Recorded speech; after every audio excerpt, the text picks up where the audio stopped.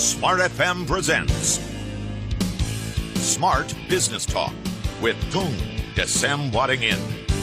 Smart Business Talk.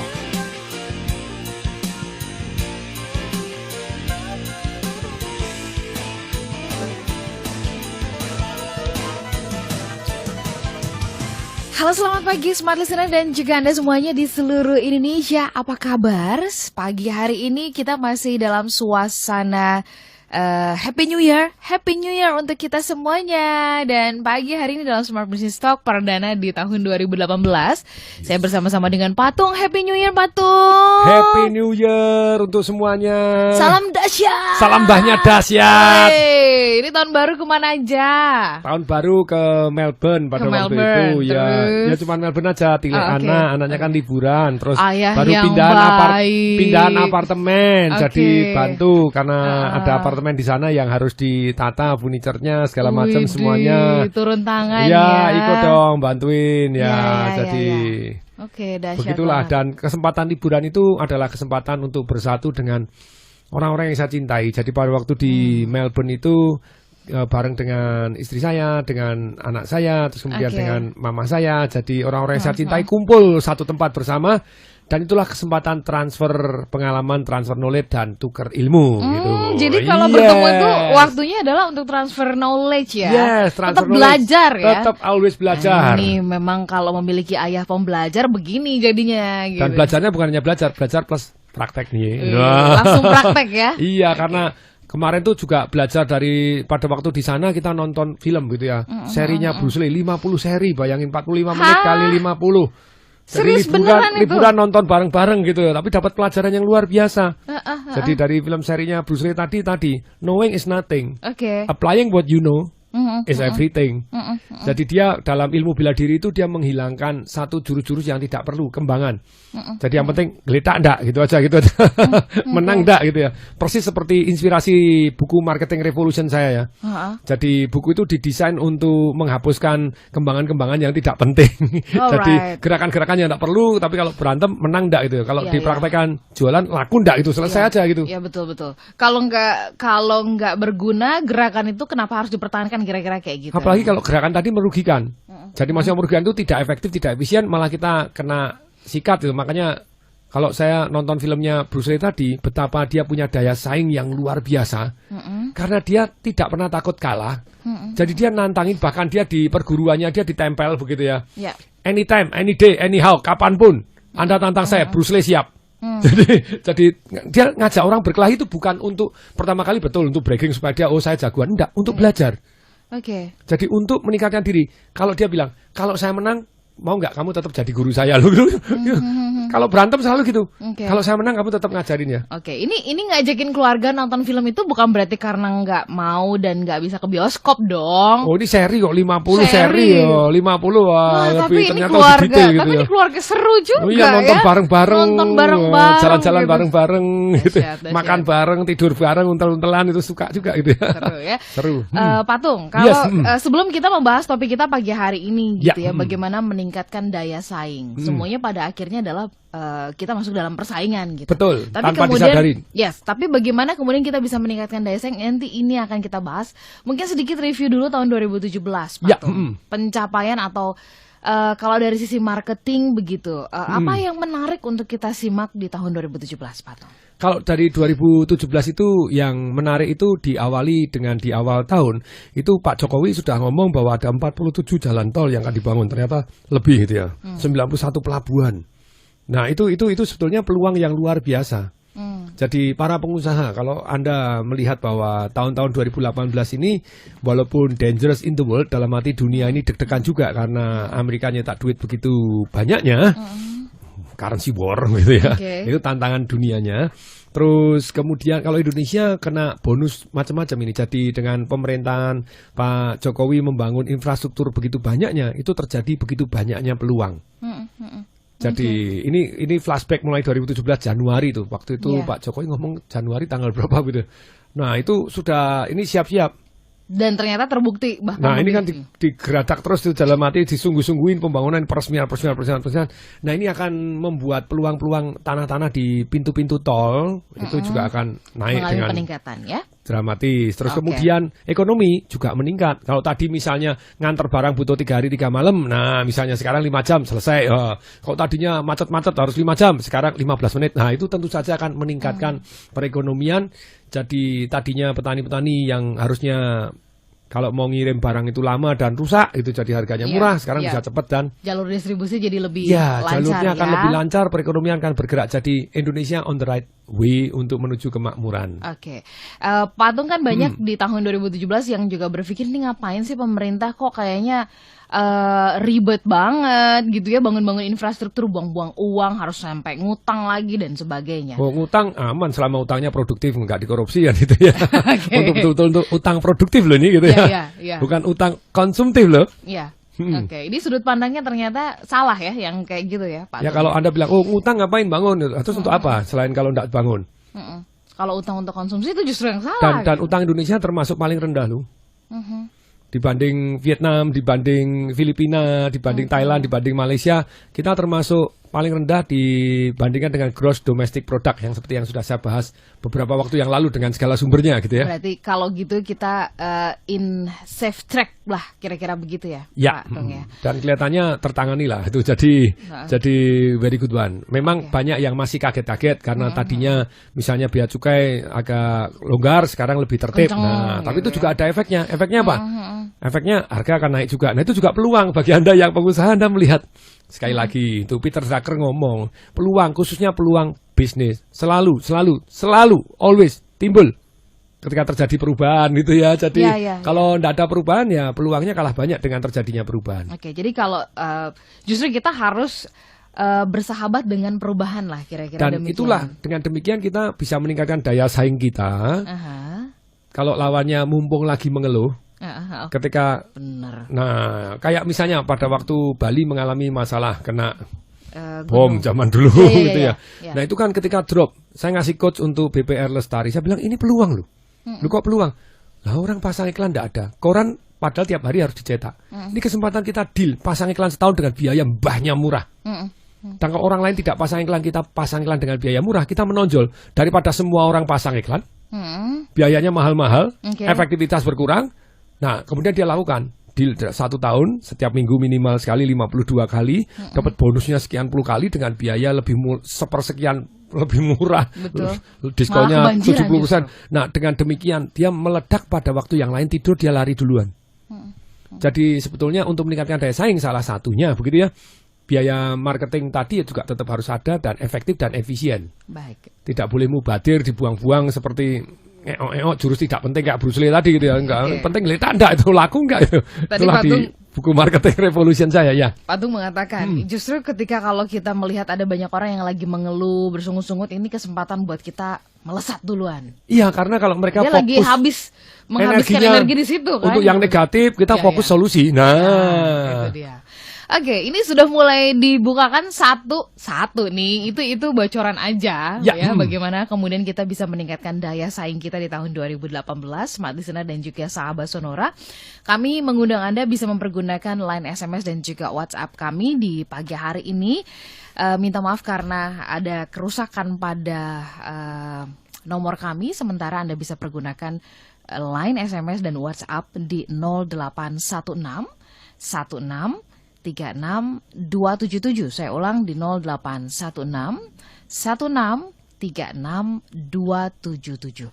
Kami jeda sesaat, tetap bersama dengan kami. Smart Business Talk. Smart Business Talk. With Tung Desem Wadingin. Smart Listener dan juga Anda semuanya bergabung bersama dengan kami. Kami sambung kembali perbincangannya di pagi hari ini. Bagaimana meningkatkan daya saing. Kami masih bersama-sama dengan Patung. Kalau Anda ingin melihat langsung Patung itu setampan apa, itu bisa live kok, live dan suara Instagram. yang merdu ini secantik apa gitu. Wih. Ya. Tinggal ditonton di Insta Terus Live-nya di mana? Insta Live di Tung Dewe_official ya, Tung Dewe_official. Dan Di Instagram, ya. pagi hari ini saya juga bersama-sama bukan cuman sekedar mbahnya dahsyat, tapi juga putra dari mbahnya dahsyat. Ya, kebetulan libur, jadi libur setelah belajar banyak. Kemudian saya bilang, one of the way to learn fast adalah to teach others. Ya, Jadi kita mengajar kepada orang lain itu mendadak kita jauh lebih ingat. Jadi di dalam beberapa waktu berhari-hari 2 minggu ya, 2 minggu di Melbourne itu tiap pagi belajar itu, bangun tidur, nah kamu belajar apa, baca buku apa, saya belajar apa, sharing apa. Nah, ya, jadi pagi dimulai dengan belajar apa gitu ya. Saya boleh sebentar sebelum kita meningkatkan daya saing ya. Saya mau bertanya gitu. Halo. Oke. Sebutkan nama, jenis kelamin. Sebutkan nama, jenis kelamin. Nama saya Bosco, jenis kelamin laki-laki. Beneran loh. Oh beneran loh, ditanya dijawab gimana bener tuh. Lo ngerjain anaknya sendiri. Lo nanya ya dijawab. Bosco, tadi kan Bosco cerita ya, itu libur kan justru belajar gitu ya. Pagi-pagi bangun gitu udah disuruh sama ayah, kita mau belajar apa hari ini? Itu kamu nggak merasa bosan libur-libur juga disuruh belajar? Wah, sebenarnya juga tanpa ada papa juga sudah terinspirasi dari papa baca buku setiap harinya. Mantap. Ini pasti calon tung junior kedua. Dahsyat. Nah, apa yang kamu pelajari selama liburan kemarin? Boleh di-sharing dong ke kita. Karena itu kan bukunya papa kan banyak banget kan. Iya, banyak-banyak hal sih. Terutama sih aku ada satu buku yang aku direkomendasi dari papa. Judulnya tuh Think and Grow Rich, karyanya Napoleon Hill. Nah, terus itu apa yang sedikit yang mengenai Think and Grow Rich itu bagaimana orang itu berpikir menjadi kaya gitu. Jadi ciri-ciri apa yang orang kaya itu semua punya, yang diteliti sama Napoleon Hill. Nah, kita mau contoh dari hal-hal itu supaya kita juga bisa memiliki apa yang orang-orang kaya punya supaya kita juga bisa kaya. Apa gitu. coba yang dimiliki, boleh nggak kamu sharing? Salah satunya tuh yang menurut aku sangat penting itu namanya desire, yang burning desire itu. Oke. Nah, salah satu cara untuk mendapatkan burning desire yang ada dalam hati kita yang sangat besar itu bisa dari namanya autosugesti dari bawah sadar kita. Oke. Karena kalau misalnya diulang-ulangi terus, misalnya saya nulis goal gitu di dalamnya, saya tulis, saya catat gitu, saya tulis di papan tulis di depan kamar aku, dan aku panjang di situ. Jadi dia terus tiap hari harus gini. Nah, lama-lama jadi kepikiran terus. Iya, di bawah alam sadar akhirnya tersetting lah kira-kira. Bosco, boleh tahu saat ini di tingkat apa? Kuliah kah atau? Sekarang kuliah di Melbourne University. Oke. Ya ini keren banget. Kalau semua mahasiswa begini keren banget ya. Alright. Niat dia. Niat. Pada waktu itu sains dia dapat nomor 1 gitu di college-nya, terus kemudian gurunya mengharapkan dia masuk ke sains, ternyata enggak, masuknya ke bisnis itu. Jadi gurunya patah hati. Wah, you are one of the smartest student in the science, why you get go to business? Bisnis kan juga membutuhkan kemampuan sains kan? Sangat. Begitu ya Bosco hukum ya. alam penting banget. Bosco, dari sekarang sudah tingkat berapa? Sudah semester berapa maksud saya? Ini semester 2 selesai. Semester 2 ya. Boleh nggak kalau untuk level kamu menurut Bosco gitu, bagaimana cara kita bisa meningkatkan daya saing diri kita dulu deh sebelum bisnis? Banyak sih. Nah, kemarin tuh aku sama papa tuh sharing dari bukunya karya Jim Collins yang aku waktu itu pinjam dari Balileo Library gitu. Ini tertarik gitu. Terus saya baca, terus saya diskusi sama papa, saya belajar gitu. Oh, begini gitu. Jadi dari bukunya Jim Collins itu ada 8 cara untuk menjadi good atau great. Dia meneliti tentang perusahaan dari 1.400 perusahaan. Nah, dari itu hanya 11 yang tumbuhnya itu 3 kali lipat setiap tahunnya. Selama tahun 1965 sampai tahun 2000 ya tadi. Nah, dari itu juga selain bisa diterapkan di perusahaan juga bisa diterapkan dalam kehidupan sehari-hari kita. Ya, kehidupan saya juga. Keren banget sih ini aduh hubungan yang mesra banget antara papa dan anak ngomonginnya buku. Keren. Buku ilmu praktek dan hasil. Gitu ya. Show me the result. Ini contoh dan teladan yang bagus banget. Jadi ketika orang tua memang gemar membaca buku dan terus menularkan dan mengajak anak putranya siapapun gitu. Jadi ketularan banget ya. Bosco ya. Iya. Oke. Sekarang kita kasih kesempatan kepada Mbahnya Dahsyat Ya, untuk mengungkap tadi meningkatkan daya saing gitu ya. meningkatkan daya saing tadi. Silakan. Nah Pak ini Tung. jadi nomor satu apa Bosco, jadi bagaimana kita meningkatkan daya saing, kita harus punya keyakinan apa terlebih dahulu. Tanpa keyakinan ini, tanpa burning desire tadi, Anda cuma jadi orang kodok gitu-gitu aja gitu ya. Silakan Bosco, apa gitu Nah, ya. kalau menurut buku tadi itu, kalau yang pertama tuh dia mengutarakan betapa pentingnya untuk dari good to great itu keinginan untuk menjadi great. Kalau Anda sudah good tapi nggak mau jadi great, ya tetap saja hanya good saja. Jadi punya keinginan to Burning be desire. great. Iya. Burning desire. To be legend. Oke. Jadi seperti kalau contohnya tuh Lionel Messi dengan Cristiano Ronaldo. Menurut orang-orang gitu ya, menurut saya juga gitu, Lionel Messi itu anak ajaib. Dari talentanya, dari nature-nya sudah sakti mandraguna, walaupun tetap dia ada di nurture dan dibina dan disiplin juga untuk berlatih menuju ke kehebatan. Kalau menurut saya, kalau saya, banyak orang lebih suka Lionel Messi karena bakatnya. Kalau saya lebih suka Cristiano Ronaldo karena disiplinnya dia. Bakat tentu saja dia tetap punya, kalau enggak ya enggak bisa jadi hebat. Tapi kedisiplinannya dia dan burning desire-nya dia to be legend. Bukan hanya menjadi pemain terbaik, tapi to be legend. Nah ini greatness. Bukan saya the best selesai. Kalau the best selesai itu kayak pembalap F1 itu namanya siapa yang kemudian juara ngalahin Lewis Hamilton terus besok pensiun, Nico Rosberg. Nah, karena dia ya sudah saya juara selesai, tapi dia tidak menjadi legend. Pernah jadi juara, dicatat dari sekian banyak juara dia pernah jadi juara, tapi bukan menjadi legend. Bagaimana seorang Cristiano Ronaldo di zaman Messi? Ya mungkin karena di zaman Messi dari mereka bersaing. Tapi kalau misalnya tidak ada Messi, kali dia sudah 10 kali dia juara. Iya. Oke, Pak Tung, berarti nggak cukup ya? Hanya Harus berpikir burning desire. the best gitu nggak No, cukup? Saya mau legend nih. Saya mau live history gitu ya. Jadi create something great. Nah kalau perusahaan Anda mau dengan impian seperti itu, tentu saja semangatnya berbeda dengan ya wes saya hanya sekedar jalanin perusahaan. Nah, bagaimana Nomor satu sih? itu dulu. Bagaimana sih bisa merangsang untuk bisa memiliki desire seperti itu, yang sebesar itu? Tadi caranya bagaimana? Tulis goalnya, terus Tulis Ya, goalnya. dilihat, dibaca setiap hari, setiap malam gitu. Lama-lama sangat kepikiran kok. Lama-lama sangat Iya. kepikiran. Saya mau baca ulang abis ini goal saya. ya tos dulu. Wah, goalnya tahun ini apa? Cari pasangan hidup. Yes. Woi, 90 hari harus. One thing, the most important thing in your life. Very good. Keren. Nomor Oke, dua nih. nomor 2 apa? Sambil Pak Tung mau menyebutkan yang nomor 2, saya mau mengingatkan kembali kepada Anda, mohon maaf banget untuk hari SMS-nya ini ya. SMS dan WhatsApp Anda bisa pergunakan line SMS yang berbeda, yaitu di 0816 1636 277. Saya ulang di 0816 1636 277. Oke, Pak Tung, yang kedua apa, Pak Tung? Ya, silakan. Bosco, yang kedua apa? Yang kedua itu kemarin kita diskusi itu ada namanya pemimpinnya bersifat fasilitator, bukan yang star. Oke. Seperti apa itu maksudnya, Pak Tung? Jadi dari penelitian ternyata kalau bersifat star itu segalanya dia bisa jadi effective leader, dia bisa jadi hebat sekali, tapi tanpa dia perusahaannya berantakan.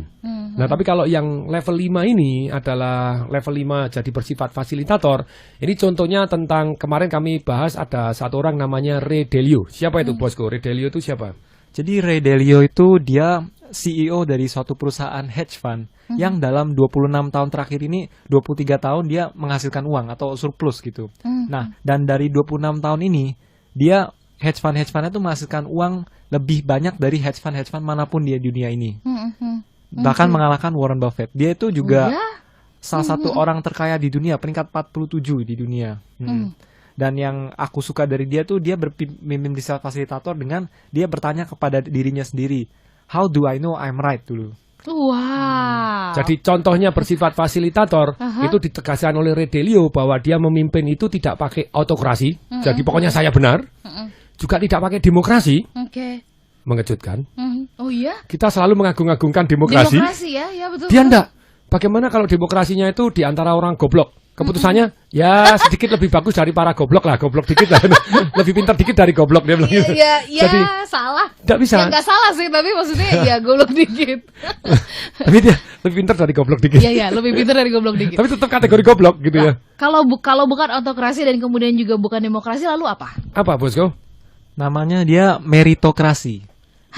Jadi Apa itu? Nah ini kita harus belajar untuk meningkatkan daya saing. Anda harus kepemimpinan Anda bersifat meritokrasi, bukan demokrasi, bukan otokrasi, bukan dominan, bukan ya pokoknya sepanjang semua orang setuju, Seneng, sudahlah yaudah. itu keputusan Oke. bersama, mati bareng, mati sungguhan gitu ya. Lalu meritokrasi itu sesungguhnya apa? Jadi meritokrasi itu sebenarnya itu adalah demokrasi, tapi demokrasi antara orang-orang yang sudah dianggap layak gitu. Jadi di antara orang-orang di perusahaannya dia. Oke, demokrasi di antara orang-orang yang layak. Believability-nya tinggi, maksudnya kita orangnya layak dipercaya. Jadi Ray Dalio untuk investment, dia seringkali mengatakan, saya itu tidak menjadi pemimpin untuk being right. Ya. Pokoknya banyak sekali pemimpin itu tidak punya daya saing karena dia semuanya harus dari dia. Being right, dia yang paling benar, dia mencari bukti-bukti segala macam bahwa dia yang benar. Tapi bukan itu, karena kalau dia benar belum tentu sesuai dengan kenyataan. Jadi dia lebih baik finding right daripada being right. Nah untuk finding right ini, pendapat banyak orang akan lebih bagus daripada satu orang. Oke. Tapi banyak orangnya harus kompeten lebih dahulu. Ya, ya. Nah untuk itu dia membuat algoritma. Maksudnya algoritma itu ketika memimpin rapat, semua boleh menilai siapapun dia, termasuk misalnya dia nunjukin, nih loh, pada waktu saya presentasi skor saya ini 3. Dapat 3 dari 10. Siapa yang memberi skor? Anak kemarin yang baru lulus kuliah umur 24 tahun berani memberi skor dan ada komentarnya. Kalau Ray Dalio gini. Tidak apa-apa, tapi kan kita lihat jadi scoringnya. Misalnya dia mempunyai satu pendapat. Apakah keputusan Fed ini akan mempengaruhi market, membuat market misalnya naik?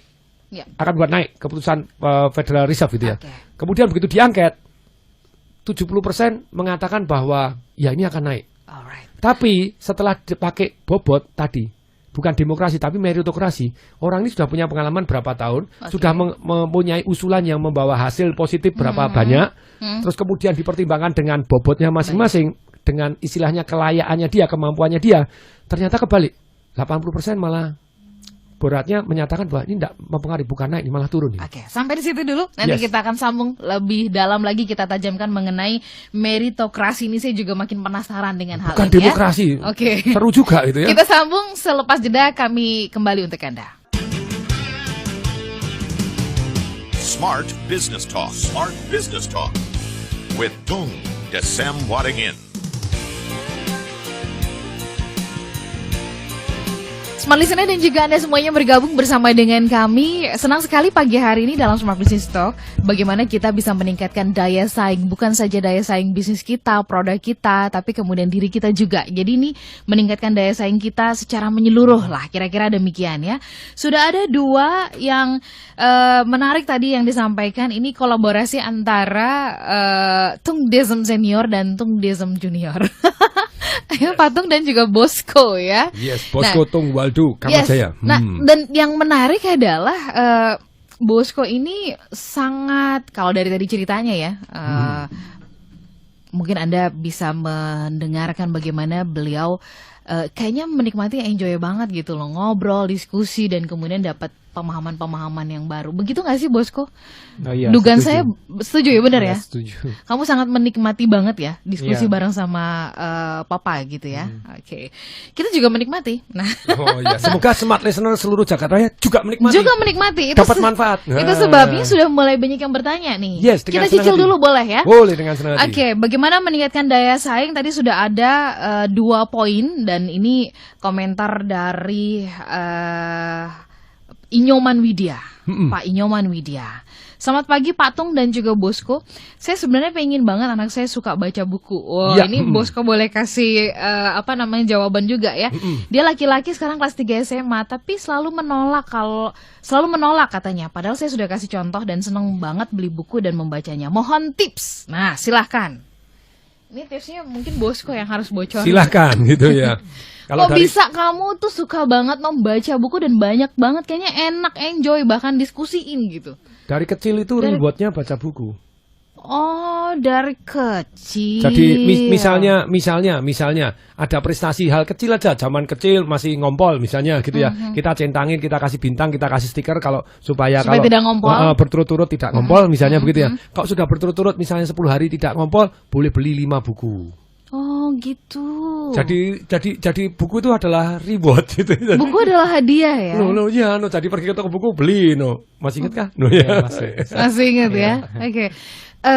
itu kan dari sudut pandangnya Pak Tung nih, Iya. Papa ya. Kalau dari Bosco sendiri, tipsnya supaya senang dan gemar baca buku bahkan sampai diobrolin gitu, itu seru banget. Gimana tuh Bosco? Mungkin saya biasa di-sharingkan dari kecil ya. Lama-lama kayak, wah ini menarik nih, ini bisa praktekkan dalam kehidupan nyata. Saya tanya sama papa, oh ini bisa membuat relasi papa sama mama lebih harmonis gitu, walaupun sudah harmonis. Terus aku juga mendengarkan, oh itu tahu dari mana papa? Aku kan juga pengen tahu gitu. Iya. Ya. Waktu itu dari buku, oh boleh pinjam boleh gitu. Wow, jadi Masih ingat buku apa itu yang keren itu? Apa Leadership apa itu ya? Oh jadi dalam itu papa pernah baca buku yang keren sekali, namanya judulnya Leadership and Self-Deception ya Pak. Yes, itu. leadership and self deception. Iya. Bagus sekali dalam bisnis, dalam kepemimpinan, baik di dalam relationship keluarga ataupun orang tua anak orang tua gitu ya, ke karyawan, ke manapun. Jadi, nah itu pada waktu potong rambut itu ya. Iya, pas potong Lagi. di Kaizen. Potong rambut, kita sambil nunggu, kemudian kita baca di majalah Incorporation ada 5 buku terbaik sepanjang masa. 4 saya sudah tahu kok, 1 belum tahu. Nyari Langsung ya? saya download di sana, beli tahu, one click langsung saya beli, jebret di situ. Nah, kemudian kita baca bareng, kemudian saya baca, dia baca, terus kemudian saling diskusi. Amazing ya. Sangat-sangat helpful di dalam kehidupan itu ya. Oke. Membantu kita jadi lebih baik. Oke, ini menarik nih. Kayaknya saya juga akan begitu deh ke tim saya ya, baca buku. Ini udah disuruh sih, tapi agak susah. Kayaknya memang perlu di-sharingkan setiap kali meeting, sharing jadi supaya gemar baca buku ya. Di tempat kita juga ya, yang sharing dapat duit ya. Ya, Oke. ini ada Vian gitu ya di kantor gitu ya. Ya. Itu boleh juga tuh untuk merangsang ya. Ini merangsang gitu. Dan duit Emang dibayarkan di depan ya. Kalau uang Oh, enggak kembaliin. kalau uang cepet ya. Oh, masih ada lagi kalau uang sistem memberi insentif. Ketika Anda baca kemudian sharing dikasih duit, itu banyak yang enggak baca. Tapi kalau dikasih duit, Anda tidak sharing, duitnya diminta balik. Nah, orang lebih takut kehilangan ternyata. 80% fungsi otak kita takut kehilangan. Jadi kalau dikasih duit gede misalnya, kamu dikasih misal ini ya, dikasih duit 10 juta atau tak uang 500 juta, kalau enggak baca buku duitnya diminta. Oke, Kira-kira baca enggak? pasti baca aja. Baca lah. Nah, Pak Tung, ada Yes, pertanyaan dari Vicky di Pekanbaru. Saya ini tipenya introvert. Bisakah saya memodeling seenergik, powerful seperti Anda? Loh lah, saya sendiri kan introvert. Oke. Nah, Vicky Saya ini langsung tes- terjawab. Saya tes DNA itu pemalu. Sangat-sangat shy. Jadi kalau teman saya SD, SMP, SMA pada heran lihat saya, orang gila. Sekarang malunya hilang. Saya bilang, bukan malunya hilang, malunya tebel. Saya bilang gitu. Jadi dulu waktu Kalau tes lebih DNA kebas. itu very shy. Very shy, sangat pemalu. Bahkan teman-teman saya SD, SMP, SMA itu tahu bahwa kalau saya ngomong-ngomong dengan orang, apalagi lawan jenis, saya tidak berani lihat mata. Beraninya cuma lihat dada. Nakal kalau Loh, ini. dadanya sendiri, hoi, persepsi. Lihat dadanya sendiri, diajak ngomongan takut, malu lihat dadanya Oh, sendiri. berarti nunduk maksudnya. Ya nunduk, Oke. enggak berani lihat mata, no. Oke. Tapi sekarang juga bisa tuh, no. I always believe bahwa secara DNA pun kalah dengan satu yang namanya identity. Kalau Anda pengen membuat daya saing pribadi Anda ataupun perusahaan Anda harus punya identitas untuk diri Anda sendiri dan perusahaan. Siapa Anda? Lebih banyak orang itu memilih hari ini saya pakai baju apa, waktunya lebih banyak daripada memilih identitas siapa Anda. Oke. Dan begitu banyaknya identitas tadi bilang, saya introvert. Terus, Oke. lanjutnya terus apa? Itu ya. Iya. Nah, terus efeknya, saya ini kurang teliti, saya ini pemarah, saya ini orang yang boros. Perhatikan, kalimat-kalimat yang Anda stempelkan itu pertanyaannya, membuat Anda punya daya saing, Atau justru atau punya daya melemah. menurunkan daya saing justru Nah, iya. ya. Oke. Jadi dalam hidup ini kita memberikan stempel, memberikan arti, memberikan identitas kepada diri sendiri, termasuk kepada orang-orang yang kita cintai. Jadi apalagi zaman dulu sampai hari ini punya kepercayaan atau hati-hati orang tua ngomong apa kepada anak terjadi loh. Terjadi benar. Jadi benar itu ya. Jadi kita lebih baik menyetempel anak kita kepada hal-hal yang positif. Ketika saya bisiin anak saya tiap hari semakin bijaksana, sehat, panjang umur, keluarganya harmonis, kaya raya dan ceria.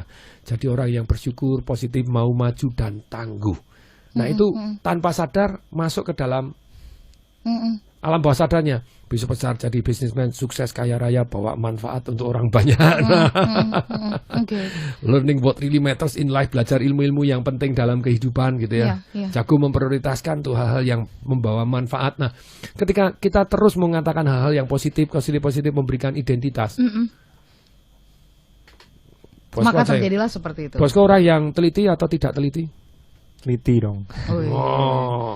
Sudah ada identitas dirinya. Iya, ada gitu ya. identitas. Siapakah bosku? Siapakah bosku? Tadi saya mau tanya tuh. Iya, orang yang bijaksana. Wih, Iya. mantap ini loh. Anu mahasiswa salut, salut deh. Oke. Anak saya umur 4 tahun juga sudah punya identitas. Oke. Karena dari kecil sudah terus. Oke, ini poin yang juga bagus. Bagaimana kita bisa meningkatkan daya saing adalah buat identitas diri ya, yang positif setiap harinya. Vicky, mudah-mudahan ini bisa membantu Vicky. Patung, kita sambung dulu yes. Identitas lagi. Bagaimana meningkatkan daya saing? Poin yang ketiga atau yang keempat mungkin silakan. Nah, kalau mau lebih cepat karena waktunya langsung poin ketiga, keempat, kelima, keenam, ketujuh, kedelapan ya. Ya, oke. Ajar, ayo, bosku, share. Yang ketiga. Yang ketiga tuh tadi Jadi nomor 2 tadi kan baru satu yang namanya punya kepemimpinan yang Bersifat yang fasilitator. ya, yang fasilitator. ketiga tuh jadi memilih karyawan yang tepat. Mm-mm. Who and then what. Nah, nggak juga karyawan tapi partner untuk mencapai goal dan segala macam. Oke, itu memilih karyawan yang tepat ya. Yang ketiga, yang keempat. Yang keempat itu ada namanya berani menatap kemungkinan terburuk dan tanpa kehilangan keyakinan bahwa suatu hari pasti akan sukses. Oke, menatap kemungkinan terburuk dan kemudian yang kelima. Yang kelima tuh namanya jurus landak. Ini penting sekali ya Pak ya. Sangat-sangat penting. Jurus landak. Nanti kita gali ini di sesi berikutnya Ya, ya. Oke. Jurus landak. Oke, yang keenam. Yang keenam kita harus disiplin. Disiplin terutama dalam melakukan jurus landak tadi. Oke. Tetap ya, unsur disiplin itu harus kita miliki ya. Dan yang ketujuh. Yang ketujuh ada akselerator teknologi. Oke. Akselerator teknologi. Iya. Itu 7 ya. Yang Pak kedelapan. Teguh? Yang kedelapan. Yang kedelapan ada namanya building momentum. Oke. Building momentum. Jadi kita harus membuat sebuah momentum juga begitu ya.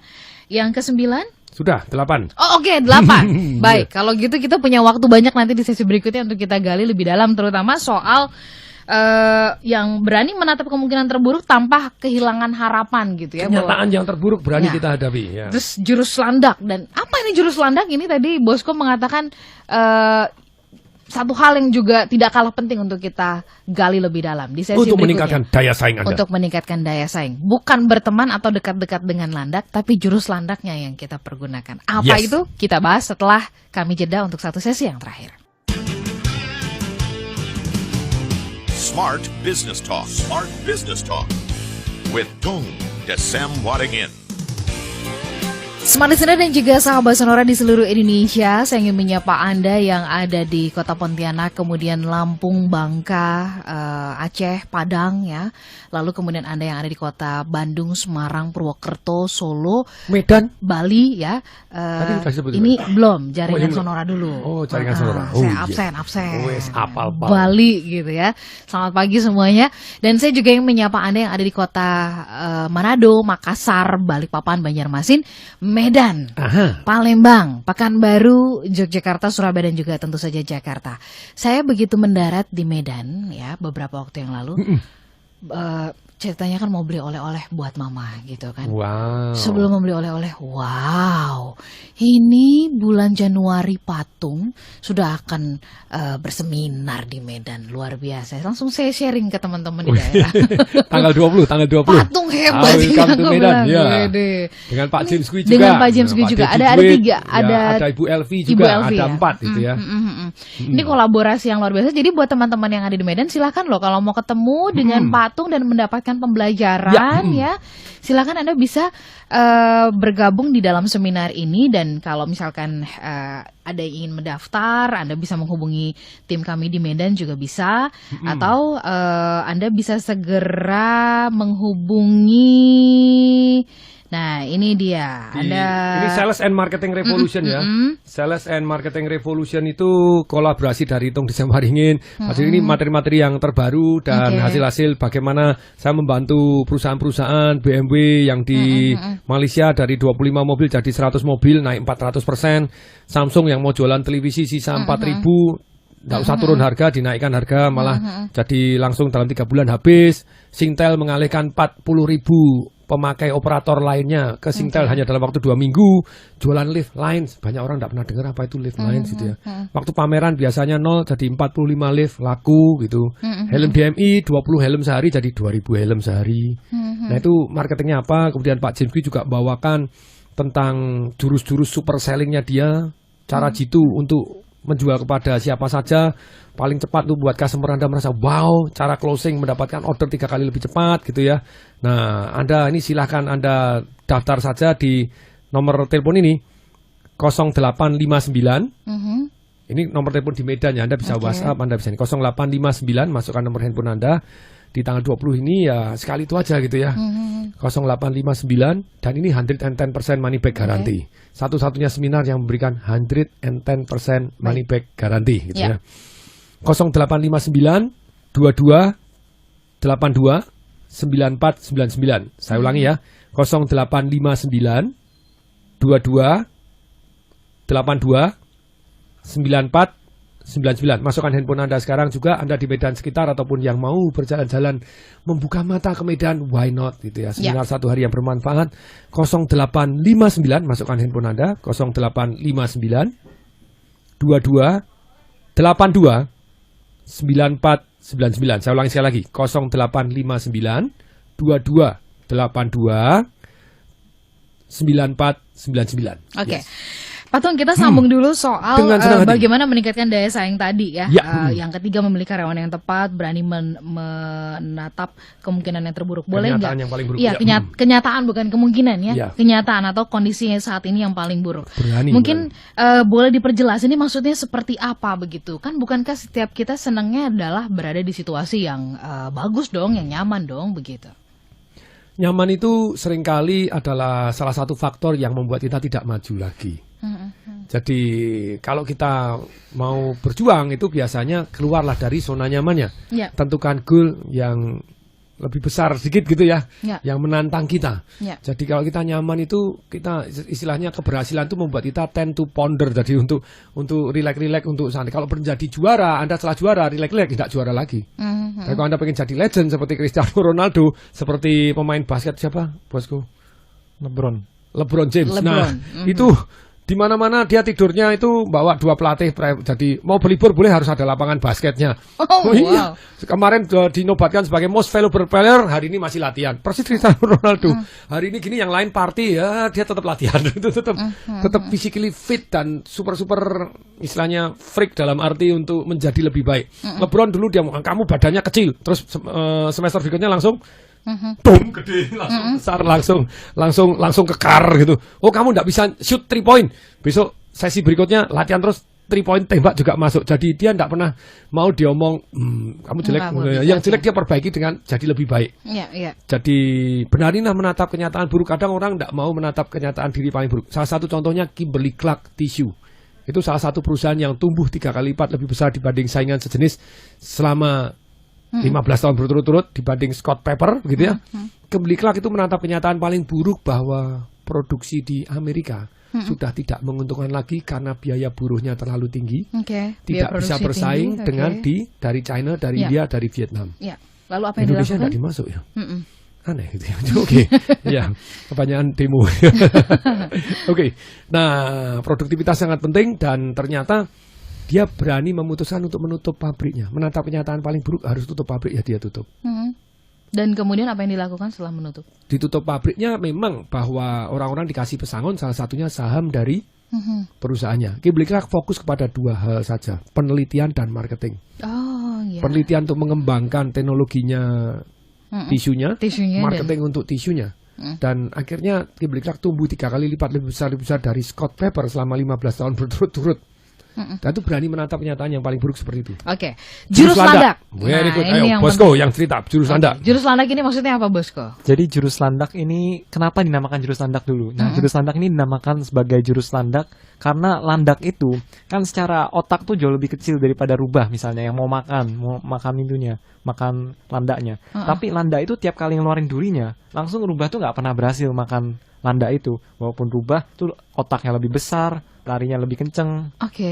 Dan lebih kuat, juga, lebih iya. berotot gitu ya. Tapi Oke. nggak pernah berhasil makan landak. Iya, Nah, iya, jadi iya. yang dimaksud dengan jurus landak ini, dia tuh fokus kepada hal-hal yang menghasilkan, yaitu yang ada skala ekonominya. Yang kedua itu yang sudah ada, yang dia udah punya skillnya, atau hal-hal yang dia hebat. Dan yang ketiga tuh yang hal-hal yang dia passionate about, gitu. Oke. Jadi otak kecil tapi begitu. Bisa menang lawan yang gede-gede. Tapi bisa menang lawan yang gede-gede. Maksudnya apa? Ketika kita perusahaan itu cenderung, kalau orang berusaha cenderung gigantisme, buka aneh-aneh, fokus yang aneh-aneh. Kalau menurut Bruce tadi melakukan gerakan-gerakan yang tidak penting, yang tidak membuat orang KO gitu ya. Iya. Oke. Ular nggak ada yang berhasil makan landak ya? Iya, enggak berhasil, cek langsung selesai gitu ya.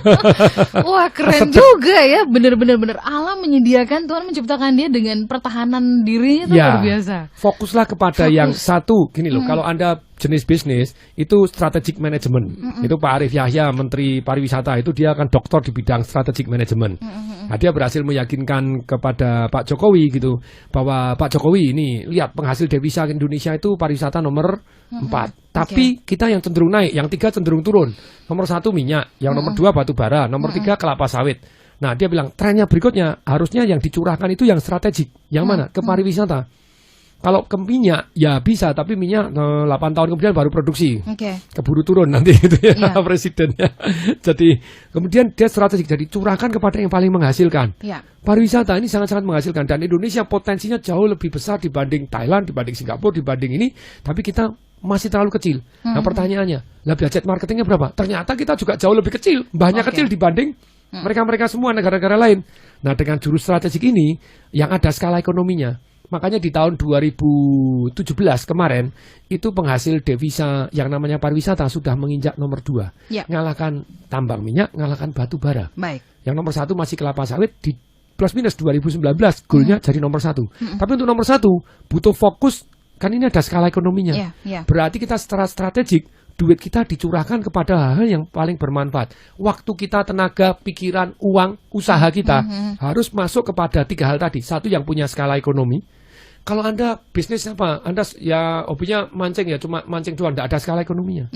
Kalau dulu saya olahraga gitu ya, waktu itu kan saya milih tenis meja. Ayah saya bilang, wah, itu tidak ada skala ekonominya. Betul juga. Kalau juara tenis meja itu hadiahnya 5 juta rupiah gitu ya. Tapi kalau tenis gitu, ada skala ekonominya. Itu perbandingan ada skala ekonominya atau tidak. Oke, Patung. Oh, sudah 757. Iya. Boleh ditajamkan sedikit soal bagaimana harus disiplin dengan jurus landak ini. Ada satu SMS yang terakhir yang saya mau bacakan, yang bisa kita bacakan ya, maksud saya ya. Ada Ibu Rahayu yang bergabung bersama dengan kita dari Sumedang ya. Patung, kan di Sumedang ini penghasil tahu katanya begitu. Dan kemudian penjual sejenis itu udah banyak banget gitu ya. Mohon sarannya Patung supaya kita bisa bersaing dan kemudian menjadi pilihan nih. Kalau Anda sama, itu berarti komoditi. Oksigen itu penting enggak? Penting. Tapi kalau sama kita suruh beli, mau enggak? Banyak gini? Enggak. Jadi Anda harus punya nilai tambah yang lebih dibanding yang lain untuk mewujudkan daya saing Anda. Jadi butuh 3. Satu, punya kita nilai tambah. Misalnya tahu Anda, tahu kami yang mengandung vitamin E. Anda klaim satu-satunya tahu yang lolos uji kesehatan di laboratorium kesehatan di Gajah Mada. Ya memang iya, karena yang dites cuma Anda doang kok. Kan memang betul satu-satunya yang lolos tes di UGM toh.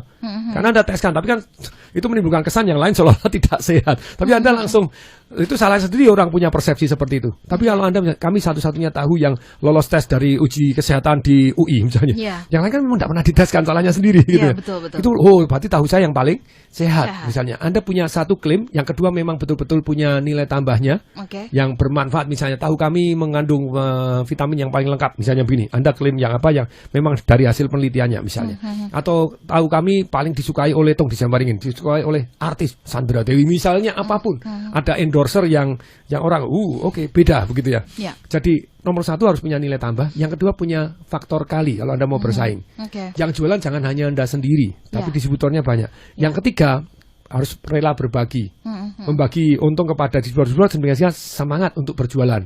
Jadi ingat, kalau Anda mau bersaing, tambah lagi nilai tambah, faktor kali Anda, dan rela berbagi. Nilai tambah, faktor kali, dan faktor bagi. Ini tambahan untuk kemudian bagaimana bisa bersaing ya, dan kemudian menang ya.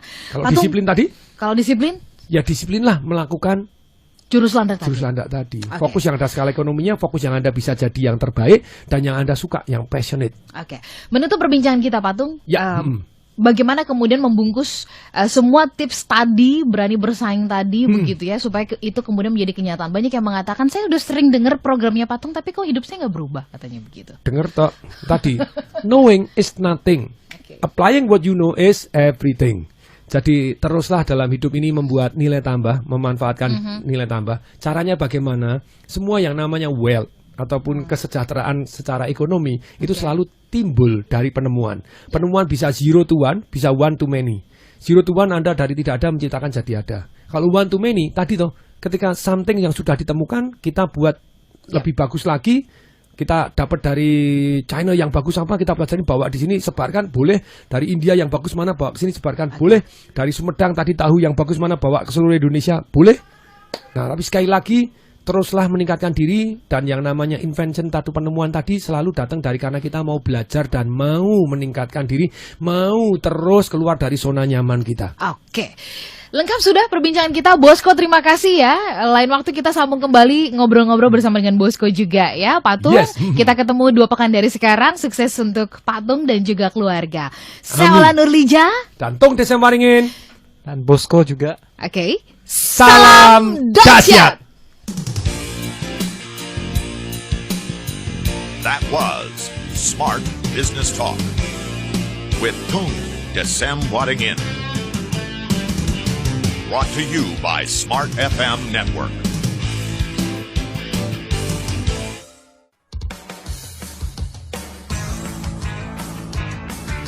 Smart FM Terima kasih untuk menyimak sajian MDW Pro Radio. Jangan lupa untuk subscribe, like, share, and comment.